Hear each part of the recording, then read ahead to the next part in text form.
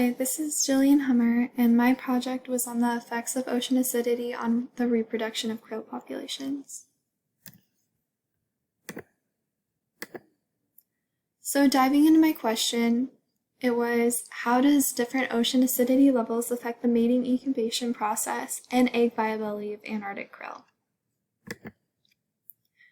So to give you guys an introduction and a little background on Antarctic krill, they're the staple of many living organisms such as whales and penguins, which makes up a majority of their diet. These Antarctic krill incubate, and their larval period lasts for about 12 months, so they'll be adults by the end of this 12-month period. And to give you an idea of how long these guys usually live for, they live for about 7 years with good conditions like good access to food and habitable temperatures and ocean acidity. So as the temperature and light with the melting of the ice in the Antarctic are affecting these krill in drastic ways, such as where they lay their eggs and exactly what temperatures they need to be at. So not only is this affecting other things such as the coral reefs and everything like that, but the ocean has become 30% more acidic since the early 1900s. And this is a huge factor in damaging of the krill populations, not only to pair with temperature.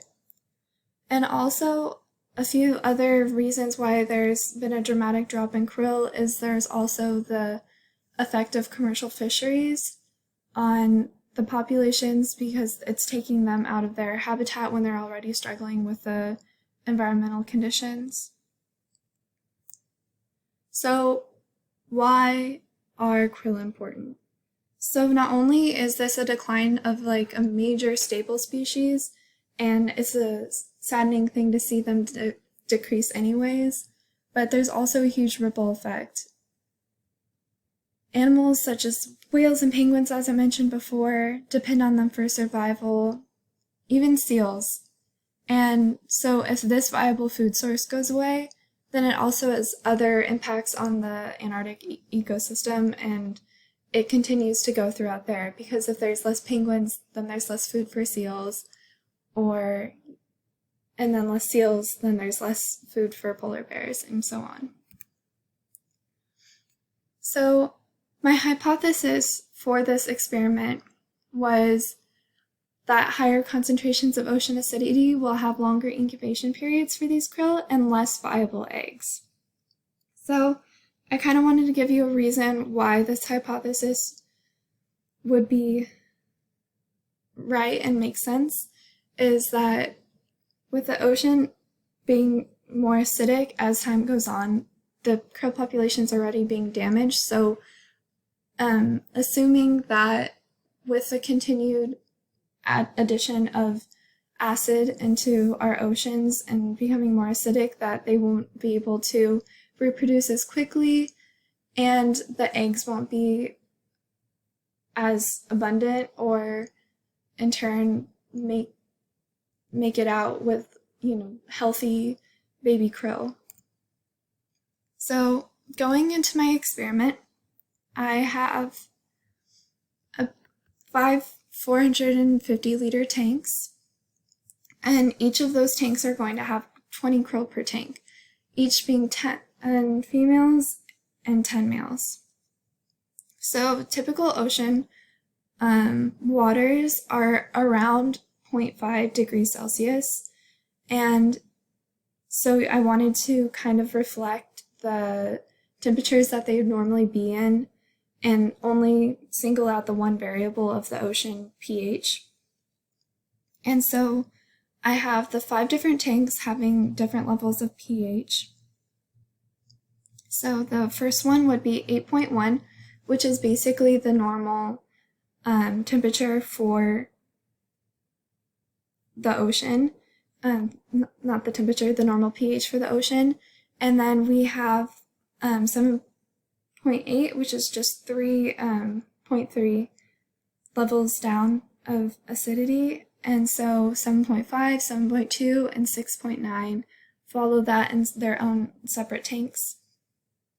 So I wanted to record the number of krill every 2 weeks, and if there's krill that had passed away during this time, they would be removed immediately, so not to contaminate the waters and affect the results.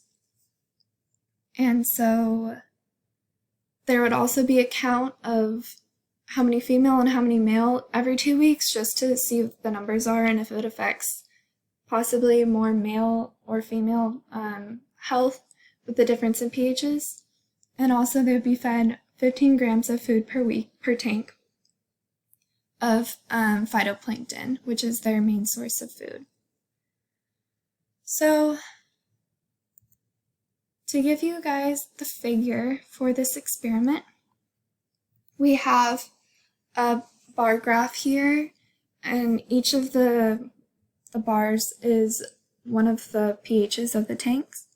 So starting out with 8.1, we have different standard deviations because there could be a range of numbers of viable krill. They could be above or below the numbers just as an average.